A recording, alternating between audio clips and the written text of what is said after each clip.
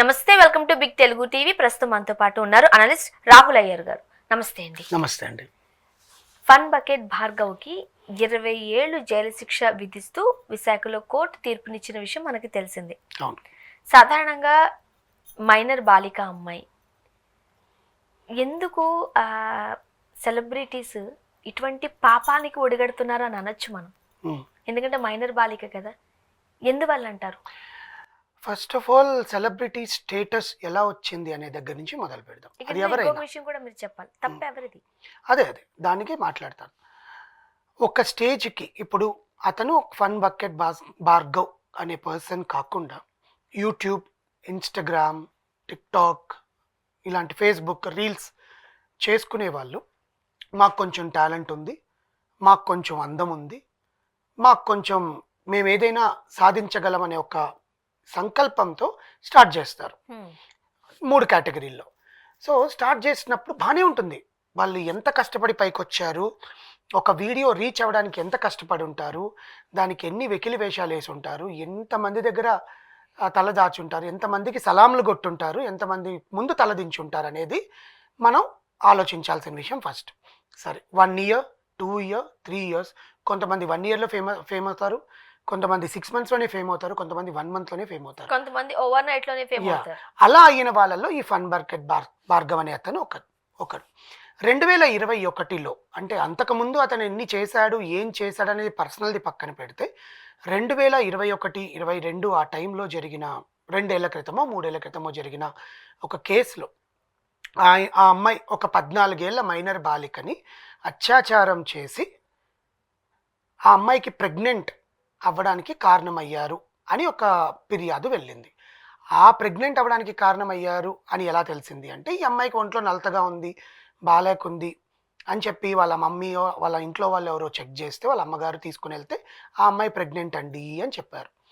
చెప్పంగానే అమ్మాయి 4 తగిలిస్తే ఎవరు అమ్మాయి ఇచ్చేసిందంటే వాడు చేశాడు అంటే, వాడి దగ్గరికి ఎందుకు వెళ్ళామనే క్వశ్చన్ అక్కడ అడగల.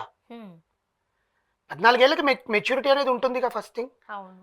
ఓపెన్గా మాట్లాడుకుంటే, ఇక్కడ ఒక ఫీమేల్ అనే విక్టిమ్ కార్డ్ని పక్కన పెడితే, అలాంటి నీచుడు నీకు 1 సారి 2 సార్లు కాకుండా అత్యాచారం ఒకసారి చేస్తే నువ్వు ఇంటికి వచ్చి చెప్తూ కొట్టాలి, అమ్మాయి ఇట్లా చేస్తున్నాడు వాడు అని. ఏ రకంగా బెదిరించాడు అనేది ఇంతవరకు రిలీజ్ కాలేదు. అప్పుడు రిలీజ్ కాలేదు, ఇప్పుడు రిలీజ్ కాలేదు. మైనర్ బాలికను చేశారు అంటే పోస్కో చట్టం కింద అతన్ని విశాఖపట్నం సెంట్రల్ జైల్లో 60 రోజుల నుంచి బెయిల్ పిటిషన్ మీద బయటకు తీసుకొచ్చారు. కానీ ఛార్జ్షీట్లో ఏం రాశారు? కరెక్టే కదండి. ప్లస్ ఆ అమ్మాయి ప్రెగ్నెంట్ అయ్యింది అంటే ఇష్టపడి వెళ్ళిందా, ఇష్టం లేకుండా వెళ్ళిందా అనేది ఇంతవరకు ఎవరు రిలీజ్ చేయలేదు. ఇక్కడ పాయింట్ ఏంటి? 14 ఏళ్ల మైనర్ బాలిక. Yes, I agree. 14 years బాలిక మీద అది ఎవడైనా సరే చేయడం తప్పు. అది అలాంటిది 6 ఏళ్ల బాలిక, 5 ఏళ్ల బాలికలు మనం చాలా చూస్తున్నాను, చాలా దారుణాలు వింటూనే ఉన్నాం. ఆడవాళ్ళ మీద జరిగే అత్యాచారాలకి ఏజ్ అనేది హద్దు లేకుండా పోయింది. ఓకే, అందులో ఇతను ఎంతవరకు తప్పు చేశాడు అనేది ఇప్పుడు జడ్జిమెంట్ ఇచ్చేసింది. నేను మాట్లాడేది ఏంటంటే, నువ్వు జైలు నుంచి బయటకు వచ్చాక కొన్ని నియమాలు ఉంటాయి. నువ్వు వచ్చి నేను ఈ తప్పు చేయలేదు, నేను ఒక ఉత్తముణ్ణి, నాకు వాళ్ళతో సంబంధం లేదు అన్న వీడియోలు నువ్వు పెట్టకూడదు. కానీ పెట్టవచ్చు. దానికి నీకు బెయిల్ రద్దు చేస్తామని బెదిరించారు. నువ్వేం చేయాలి? వెళ్ళి అమ్మాయి వాళ్ళ కాళ్ళ మీద పడో, వాళ్ళ లాయర్లతో మాట్లాడుకోను, ఇంకేదో చేసుకోను, ఒక కాంప్రమైజ్కి వచ్చి నా జీవితం నేను బతుకుతాను, ఇంకోసారి ఇలా చెయ్యను అని పశ్చాత్తాపం పడకుండా నువ్వు చేసిన పనికి దేవుడు నీకు ఇప్పుడు శిక్ష విధించాడు. 20 years, 20 ఏళ్ళు అండి. అబ్బాయికి 26, 27, సరే 30 అనుకుందాం. 30 ఏళ్ళు అనుకుందాం. 30 ఏళ్ళు అనుకుంటే 50 ఏళ్ళు, ఇంకా 50 ఏళ్ళకి బయటకు వస్తాడు.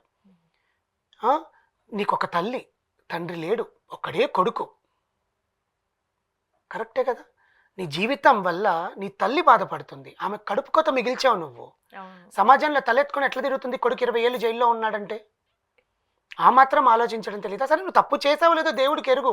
నీ మీద ఒక కేసు వచ్చింది, ఒక ఆరోపణ వచ్చింది, నువ్వు బెయిల్ మీద బయటకు వచ్చావు, వాళ్ళ కాళ్ళు పట్టుకొని అమ్మ నేను పెళ్లి చేసుకుంటాను, నిన్ను 18 ఏళ్ళు వచ్చాక పెళ్లి చేసుకుంటాను, లేదా నీకు ఇంత ఇప్పుడు 4 లక్షల అమ్మాయికి నువ్వు భరణం కట్టాల్సిందేగా, ఫైన్ వేసిందిగా కోర్టు. ఇప్పుడు ఫన్ బకెట్ భార్గవ్ ఏమంటారు?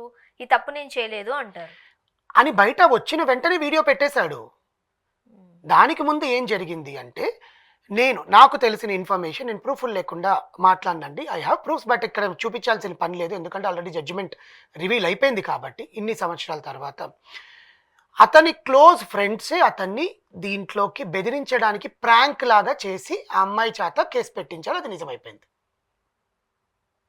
అతని క్లోజ్ ఫ్రెండ్స్, అతని చుట్టూ ఉండేవాళ్ళు అతన్ని ఎదగకుండా, అతని ఎదుగుదల చూసి ఓర్వలేక కాంట్రవర్సీ ఏదైనా చేద్దాము, దీన్ని ఒక న్యూస్ లాగా క్రియేట్ చేద్దామని చెప్పి ఆ అమ్మాయికి వాళ్ళ పేరెంట్స్కి ఏదో చెప్పడం వల్ల వాళ్ళ పేరెంట్స్ కూతురుకి అన్యాయం జరిగింది అక్కడ, నువ్వు చెప్పే ప్రాంక్ నేను ఎందుకు చేస్తాను అని వాళ్ళ పేరెంట్స్ డైరెక్ట్గా వెళ్ళి కేసు పెట్టేశారు. కేసు పెట్టిన వెంటనే వైజాగ్ పోలీసులు అందులో ఆ హయాంలో ఇలాంటివి జరుగుతుండడంలో పోస్కో చట్టం కింద అతన్ని అరెస్ట్ చేయడం, బెయిల్ నుంచి బయటికి రావడం, వచ్చినాక కూడా నువ్వు మళ్ళీ నీ ఫ్రెండ్స్ చెప్పిన మాటలు వెళ్ళి మళ్ళీ నువ్వు వీడియోలు చేసావు. నీకంటూ ఒక బుద్ధి జ్ఞానం ఏమి లేవా? జనరల్లీ చెప్తున్నాను, ఒక ఇంగితం అనేది ఉంటుంది కదా, మనకంటూ ఒక సెల్ఫ్ రెస్పెక్ట్ ఉంటుంది. కోర్టు ఏం చెప్పింది, నువ్వు అసలు బయటకు వచ్చాక ఇలాంటివి చెప్పకూడదు, అది ఏ నేరగాడికైనా చెప్పకూడదు అండి, నేను తప్పు చేయలేదని రోడ్డు మీదకి వచ్చి వాగకూడదు, మాట్లాడకూడదు వీడియోల్లో ముందు. అలాంటిది నువ్వు చేసి మళ్ళీ నువ్వు వాళ్ళ కళ్ళల్లో పడ్డావు. జడ్జిమెంట్ సీరియస్గా తీసుకుంది. ఇప్పుడు 3 ఏళ్ళే కదా ఆయన అరెస్ట్ అయ్యి, 2 ఏళ్ళలో 2.5 సంవత్సరమో వెంటనే జడ్జిమెంట్ ఇచ్చేసింది. అంటే అవతల పక్కన ప్రెషర్ కూడా ఉంటుంది, ఎందుకంటే ఆ పాప ఇబ్బంది పడింది, ఆ పాప వాళ్ళ పేరెంట్స్, అమ్మాయి అందులో ఒక కమ్యూనిటీకి చెందిన అమ్మాయి, ఆ కమ్యూనిటీ వాళ్ళు చాలా సీరియస్గా తీసుకున్నారు ఈ విషయాన్ని. అంటే చిన్నపిల్ల 14 ఏళ్ళు. అవన్నీ పక్కన పెట్టండి. అందుకనే కదా జడ్జిమెంట్ అనేది రివీల్ చేసింది. బట్ నువ్వు చేయాల్సిన పనులు చేయకుండా ఇప్పుడు చేతులు కాలే కాకులు పట్టుకోవడం దేనికి అనేది నా question. You did everything, you know the mistake, నువ్వు పశ్చాత్తాపడాలి. నువ్వు ఇంకా కాలు రెగరేసుకుంటూ నిన్న కూడా తీసుకుపోతుంటే పశ్చాత్తాపడినంత మాత్రాన ఆ చేసిన తప్పు తప్పైతే చెరిగిపోతుందా? అతను చేసింది పాపమే, అయితే వదిలిపోతుందా? దానికి పరిహారం చేసుకోవాలి కదా. ఇప్పుడు దేవుడే నీకు శిక్ష విధించేశాడు, దేవుడు నీకు టైం ఇచ్చాడు, you didn't utilise the time. Time ఎంత వాల్యుబుల్ తెలుసా అండి? ఇలా తిరిగిపోయింది అతను జైలు నుంచి బయటకు వచ్చి ఇప్పుడు జడ్జిమెంట్కి వచ్చేదాకా. ఆ టైంని నువ్వు యూటిలైజ్ చేసుకోలే. వాళ్ళు ఏం చేస్తారులే, వాళ్ళు ఏం చెందుతారులే, నా తప్పు లేదు కదా, నా వైపే ఉంటుందిలే, అట్లా ఎట్లా అనుకుంటారు? ఆడపిల్లకి అన్యాయం అదే నీ చెల్లెలు జరిగితే నువ్వు ఊరుకుంటావా? నీ ఇంట్లో నీ చెల్లె ఉంది, మీ బాబాయ్ కూతురు ఉంది, నీ ఎదురింట్లోనే మీ అక్క కూతురు ఉంటుంది, ఒప్పుకుంటావు నువ్వు? రోడ్డెక్కి గొడవ చేయో? అలాంటిది అమ్మాయికి అన్యాయం జరిగినప్పుడు నువ్వు వాళ్ళ ఫ్యామిలీ దగ్గరకో నీ పేరెంట్స్ని తీసుకుని వెళ్ళో, పెద్ద మనుషులు తీసుకుని వెళ్ళో, పోలీస్ చట్టం ద్వారా సార్ ఏదో ఒకటి నేను మ్యారేజ్ చేసుకుంటాను, లేకపోతే అమ్మాయికి అన్యాయం చేశాను సార్, చట్టం నుంచి తప్పించుకోలేవు. కానీ నువ్వు చేయాల్సింది నువ్వు చేయలేదే. అయినా ఆ అమ్మాయి కూడా ఫేమ్ అవ్వాలను, లేకపోతే తను కూడా ఒక సెలబ్రిటీగా మారాలను. ఇంకొక విషయం కూడా మనకు అందుతున్న సమాచారం వరకు ఆ అబ్బాయిని అమ్మాయి అన్న అని పిలిచేదారట.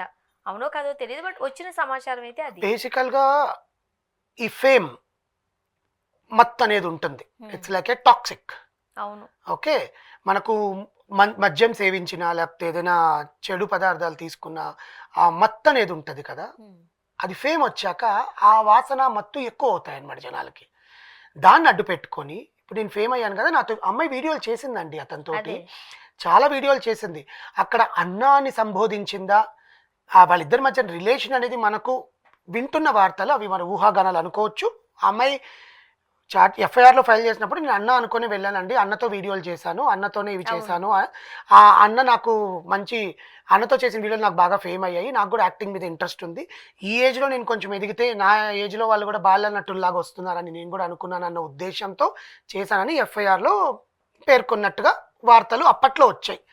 సో ఒకవేళ అదే నిజం అనుకుంటే ఇది ఇంకా దారుణం, ఇది ఇంకా దారుణం. అన్నగా నువ్వు చూస్తున్న పాపని నీకు ఆ మత్తులో ఎలా చేయాలనిపించింది? For what reason? అది ఒక్కసారి 2 సార్లు. ఇక్కడ ఇంకొక విషయం ఏంటంటే, ఫస్ట్ టైం నిన్ను అట్లా ఇబ్బంది పెట్టినప్పుడు నువ్వు ఇంట్లో వాళ్ళకి చెప్పుంటే నీ పేరు అనేది బయటకి ఈ ఆడపిల్లలు కూడా ఒక రకంగా చెప్పాలంటే చేస్తున్న తప్పే ఇది నిజంగానే.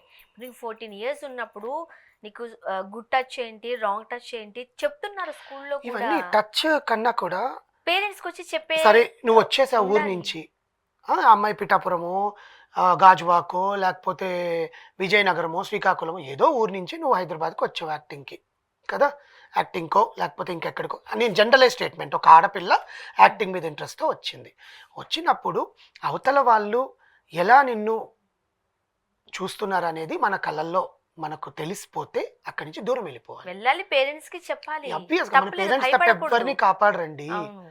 పేరెంట్స్ తప్ప ఎవరిని కాపాడరు. నువ్వు 2 చేతులు కలిస్తేనే చప్పట్లు. నువ్వు ఒక్కసారి ఓన్లే అనుకొని వదిలేస్తే లాస్ట్‌కి ఇలాగే అవుతాయి. ఇలాంటి యూట్యూబర్ల వల్ల, యూట్యూబర్ అనే అంటానండి నేను బేసికల్‌గా. ఇలాంటి YouTuber so called celebrities, influencers దాని తర్వాత ఎన్ని ఇష్యూస్ వచ్చాయో మనకు తెలిసిందే. అవును. వాళ్ళందరికీ వరుసగా ఇప్పుడు శిక్షలు పడే అవకాశాలు కూడా ఉన్నాయి. పడాలి కూడా. అప్పుడు కానీ ఇలాంటివి మారవు. ఆడపిల్లలు జాగ్రత్తగా ఉంటారు. చేసేవాళ్ళు కూడా బావుంటారు. సో 20 ఏళ్ళు జైలు శిక్ష అంటే అతని జీవితం ఇంకా అయిపోయినట్టే. ఇది గాని తెలుసుకోకపోతే మీ జీవితం మీరే మళ్ళీ Yes.